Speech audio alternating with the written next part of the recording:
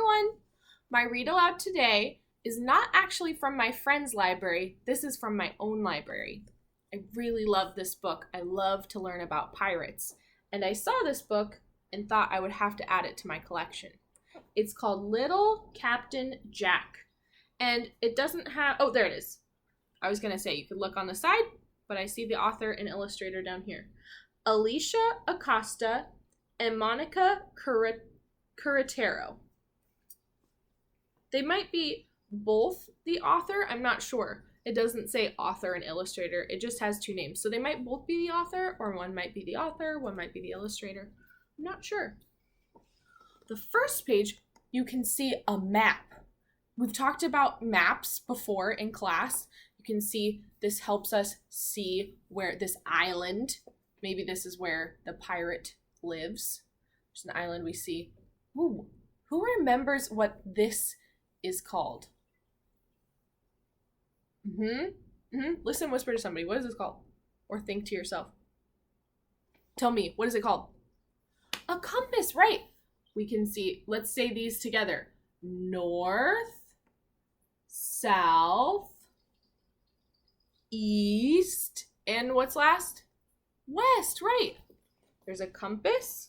We can see there's Skull Island. Ooh, Chocolate Mountain, yum. Longtail Lake. Chipped Mouth Village. Buccaneer Cove. Daisy Sea. Mermaid Lighthouse. Seagull Coast. Ooh, Squid Cape. That sounds fun. I like that there's pictures to show Squid Cape. You see a giant squid.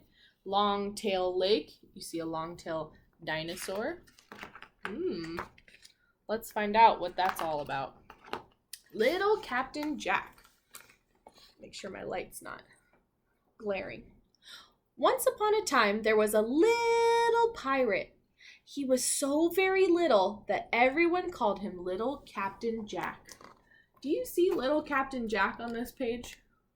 Point to Little Captain Jack if you see him. Do you see him?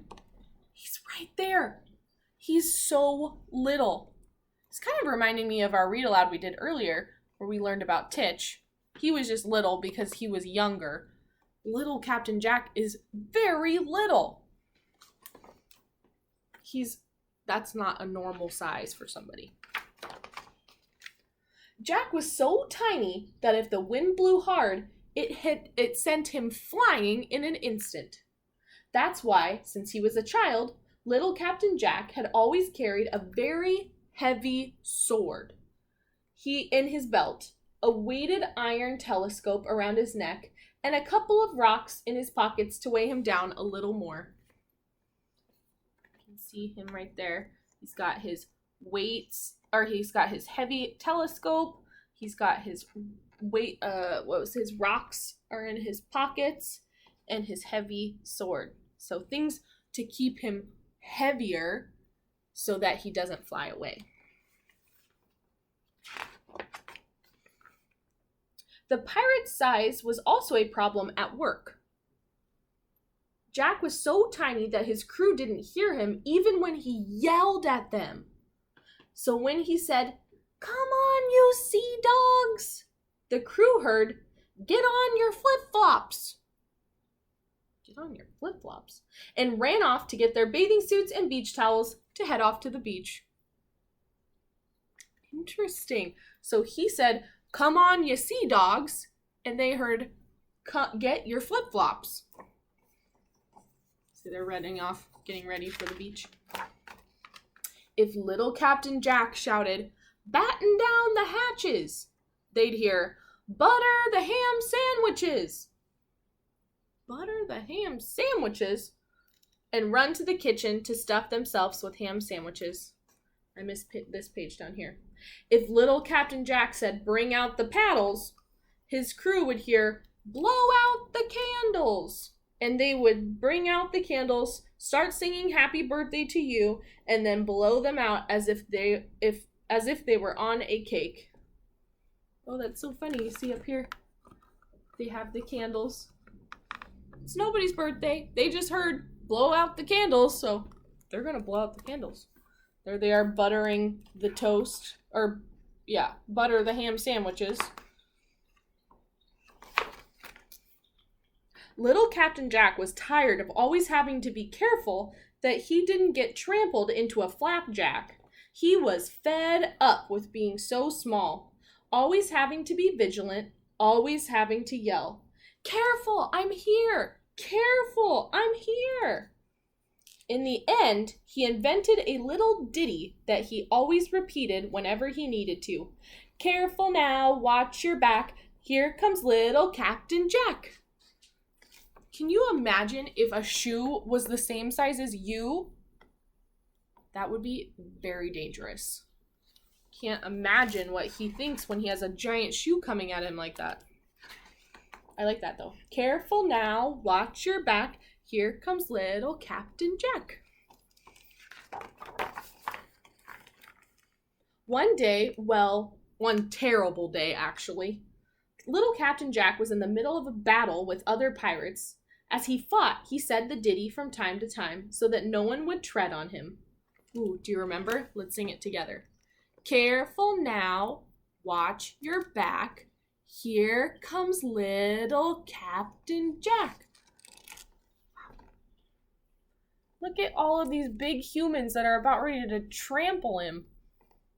He might turn into a flapjack really quick. Flapjack is like a pancake.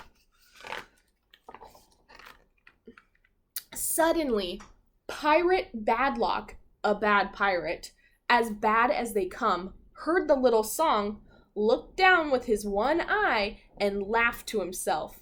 He picked up little Captain Jack with 2 fingers and stuffed them into his pocket. Pirate Badlock, a bad pirate, as bad as they come, was very tall.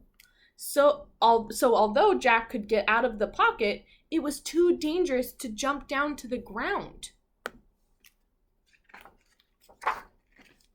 Pirate Badlock took little Captain Jack to his ship and locked him in a deep, dark cellar. There was no way of escaping as the steps were too high for Jack to climb. Looking on this page, I don't see little Captain Jack, but I think that he's down in this cellar down here because I see this dog.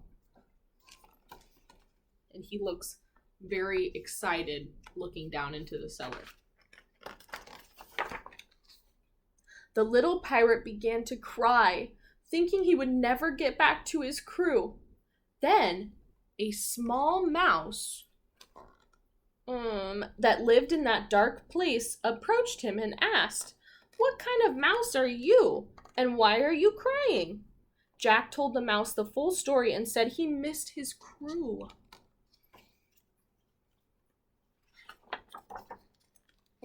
"Don't worry," the little mouse said. "Don't cry. I'll get you out of here. Get on my back." The mouse was so tiny that it slipped through the cracks in the floorboards and took him up to the open deck. Ooh, it looks like they might have some other friends down in the cellar. Looks like maybe some ants, some sort of bug.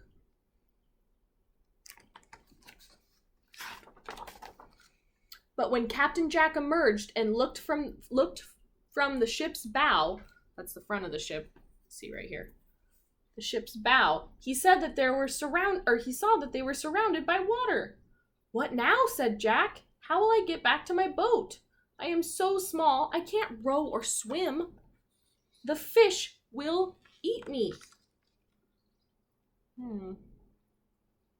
There's lots of things going on here. I see somebody sitting on the bow. There's a mermaid, the figurehead. There's pirate ships often had figureheads. There were carvings of women that would sit on the front of the bow and they believed would guide their way and keep them safe. This looks like a real one though, not a carved figurehead. Looks like there's somebody cooking. Might be catching birds. Ooh, somebody's fishing. The little mouse whistled loudly, far up to the clouds, and almost immediately, Sophie, the seagull, the little mouse's friend, appeared. Oh, Sophie has a little flower on her head. What do you think's gonna happen? What do you think Sophie's gonna do to help little Captain Jack? Those are some interesting ideas. Climb up quick, Sophie said, knowing exactly what to do. Did you guess that Captain Jack was gonna fly on her back? Ooh, backwards, Jack, and back. At first, little Captain Jack was afraid, clinging tightly to Sophie's feathers. Then the feathers started to tickle him, and finally he started to enjoy the ride. The more he enjoyed himself, the more his smile grew. Show me what you think Captain Jack's face looks like right now. Big smile. Big smile.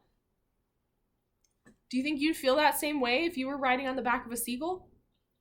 I think it'd be pretty fun. I would be interested. Captain Jack's crew was frantic. The battle was over. They had searched everywhere but couldn't find their captain. Everyone feared that he had been eaten by Pirate Badlock, the bad pirate, as bad as they come. They're looking everywhere for Captain Jack. Even the cat's looking, and the dog. Even a mouse is looking too. Everyone's looking. When the crew saw Jack on the seagull, they wept with joy. They hugged him to celebrate his return. They threw a party, a small one, but still a party, and little Captain Jack told them everything that had happened. The sailors couldn't believe it. Their captain had been saved because he was so tiny that he could ride on a mouse and fly on a seagull. Look, they get to use their candles again.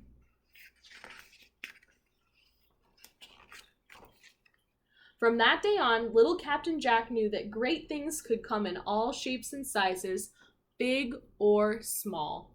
He never again complained about his size, and he finally felt proud and happy to be little Captain Jack. Oh, and there's our map again. I like that message. I like that no matter what size you are, you can do great things.